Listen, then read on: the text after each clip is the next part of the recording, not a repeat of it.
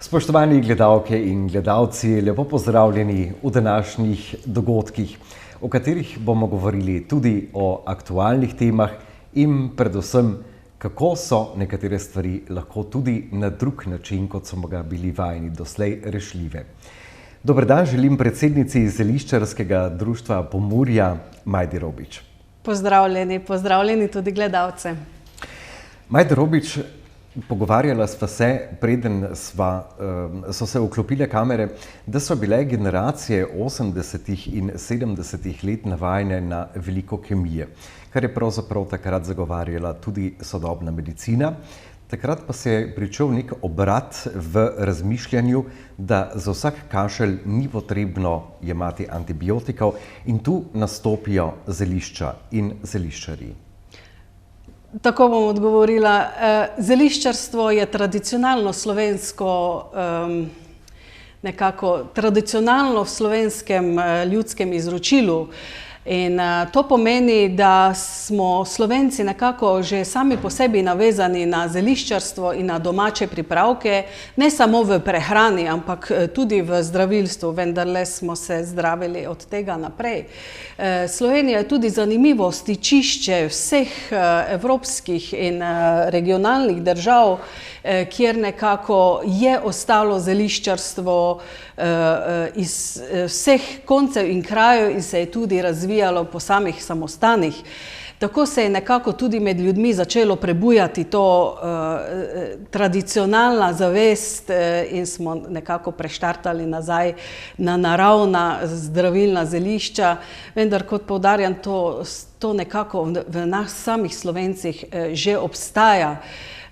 Je pa tudi zanimivo dejstvo, da so se farmacevtske družbe nekako v enem momentu, jaz se spominjam pred 15-10 leti, prav tako obrnile na nas, ker so iskale naravne poti zdravljenja. Potem tudi ogromno teh domačih zeliščarjev je postavljalo svoje blagovne znamke, tako da tukaj se je naredilo ogromno, velik preskok, tudi v medijih, tudi v izobraževanju in sedaj opažamo že velik napredek. Tudi mi smo sami vlagali nekih 15 let svojega znanja, razvoja, neprestanega izobraževanja na tem področju, da so nekako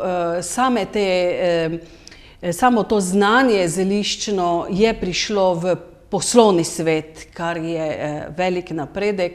To pomeni tudi, da je dostopno da so zeliščni pripravki dostopni kjerkoli in na zelo preprost način. To pa tudi potem spodbuja njihovo uporabo. Večkrat ste povedali znanje, kajti za uporabo zelišč in za gojenje zelišč je potrebno znanje.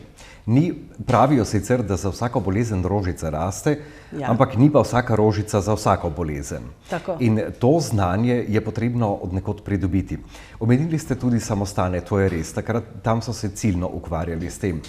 Zeliščarsko društvo oziroma društvo zeliščarjev Pomurja pa ne obstaja od vekomaj, ampak se je formiralo in potem se trudite tudi prenašati to znanje, tudi na čisto šolski način v okviru šole v Rakičanu.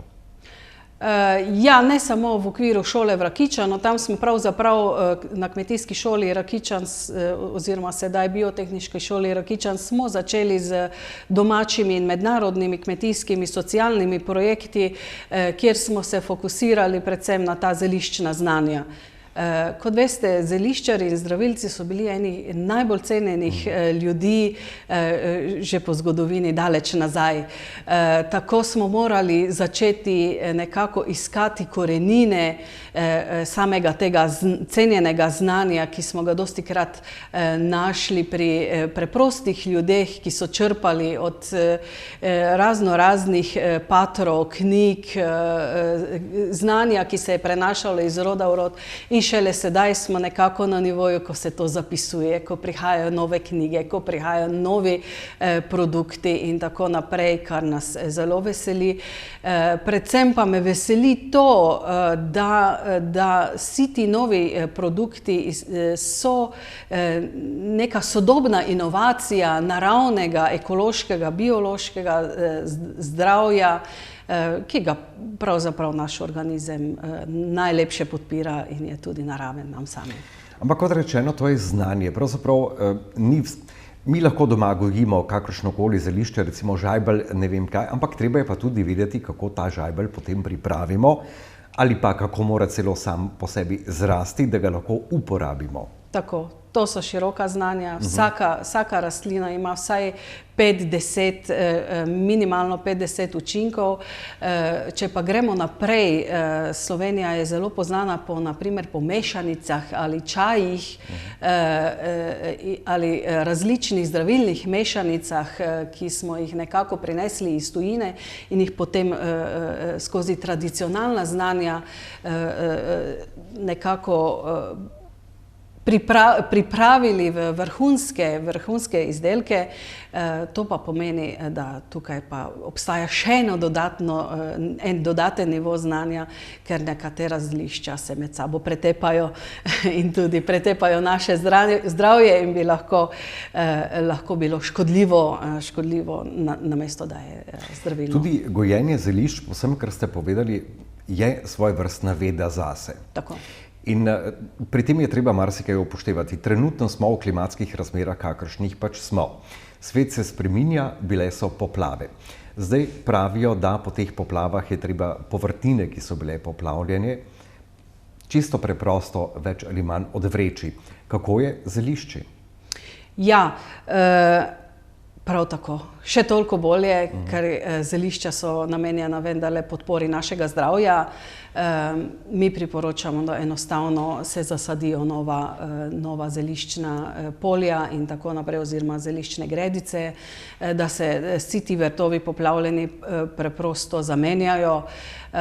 Tako tudi ob tej katastrofi naprošam vse donatorje, naše zeliščarje, da se tudi tukaj odzovejo za kakršnimi koli sadikami, semeni in tako naprej, da bi lahko to nekako podprli v novi čisti zemlji in bi bilo namenjeno zdravju, kot vendarle je.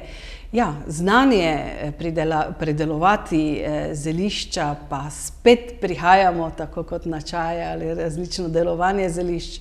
Vsako zelišče ima svoj način pridelave. Več ali manj so zelišča preprosta za pridelavo. Mi se nekako bolj usmerjamo k temu, da bi šli v kultivacijo večjih polj zelišč, da jih ne bi potem nekako iz narave iztrgali. Tukaj sva, to je ravno tista ključna točka, na katero bi rad navezal, in sicer financiranje, kajti mi morda laično bi rekli to doma vsak na svojem vrtičku pač nekaj vzgoji, naj si bo meta, žajbelj, kamilica, karkoli že, ampak če sva pri tem, je to delo, ki je pravzaprav zelo podobno kmetijski proizvodnji.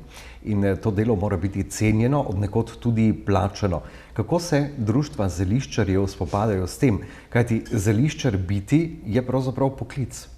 Tako, zeliščar biti je poklic, eno je pridelava, to spada v kmetijsko stroko, drugo je pa predelava in priprava za prodajo. Več ali manj se slovenski zeliščar mora znati ukvarjati od semena do samega pripravka in priporočila za podporo zdravju ali pa za samo uporabo določenega zelišča ali pripravka. Kako začeti?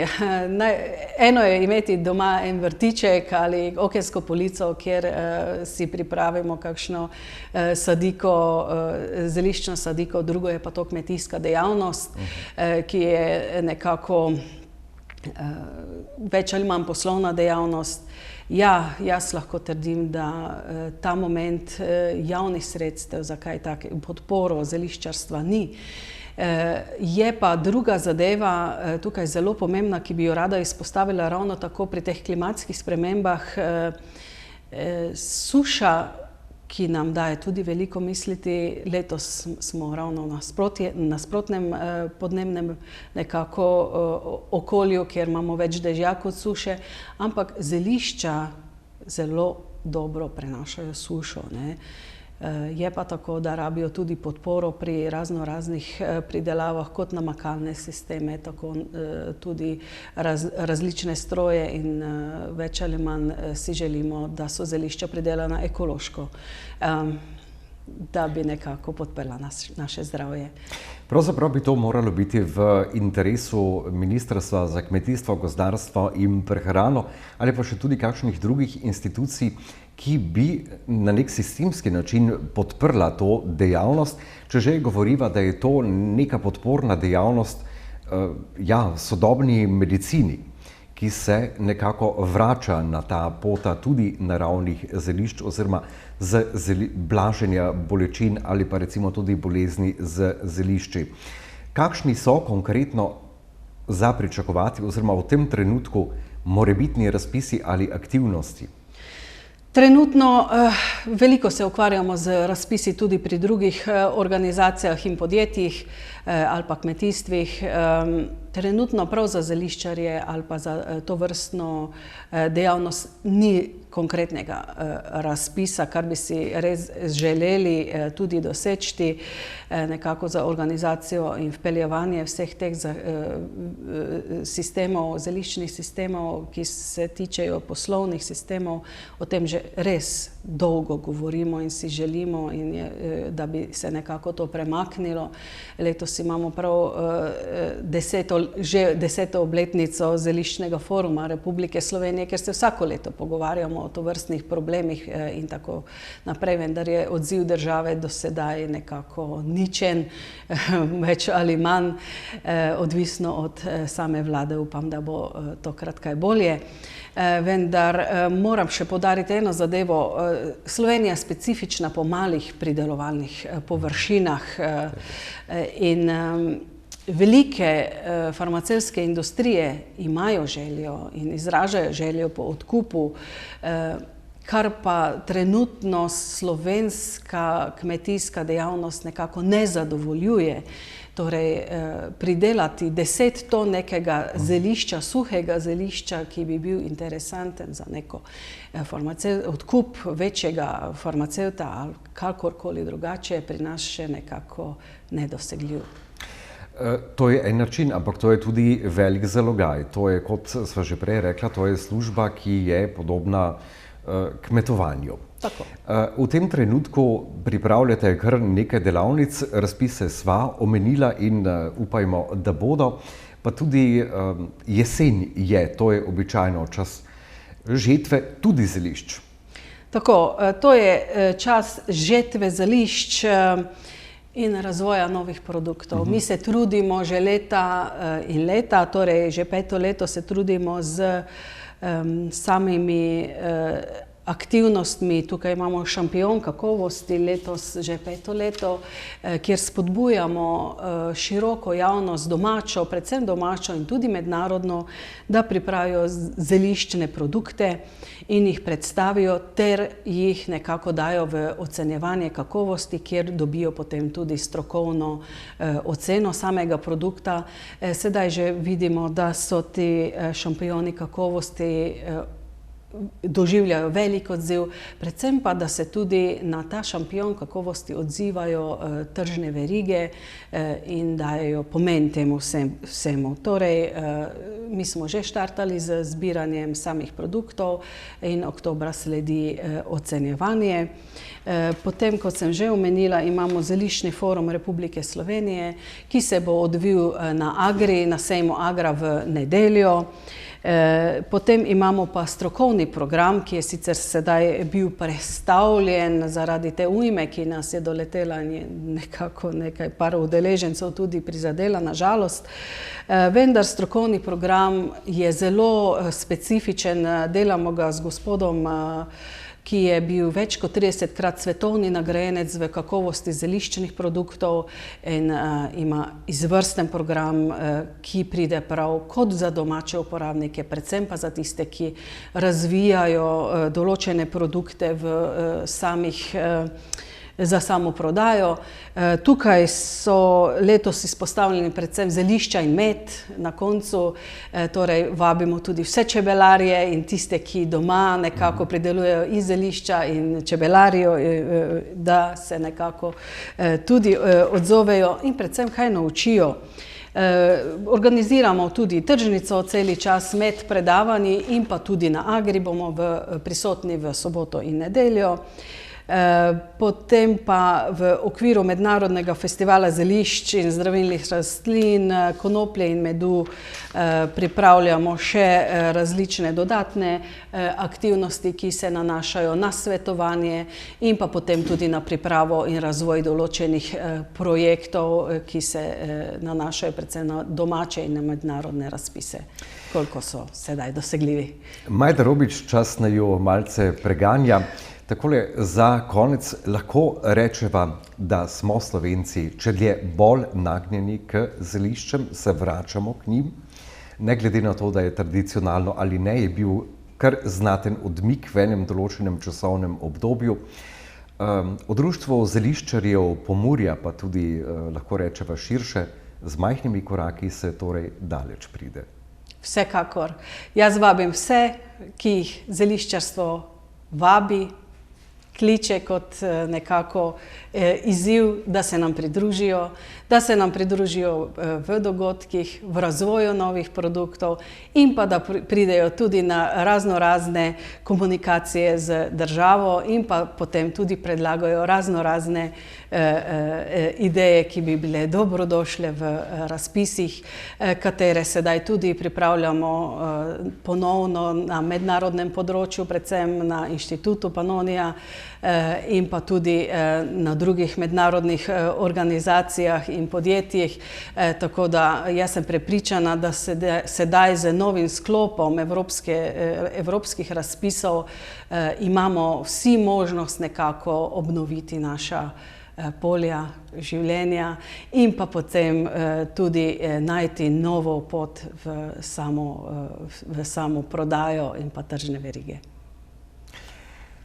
Gledalke in gledalci, najlepša hvala, da ste bili danes z nami v zeliščno obarvanih dogodkih. Srečno!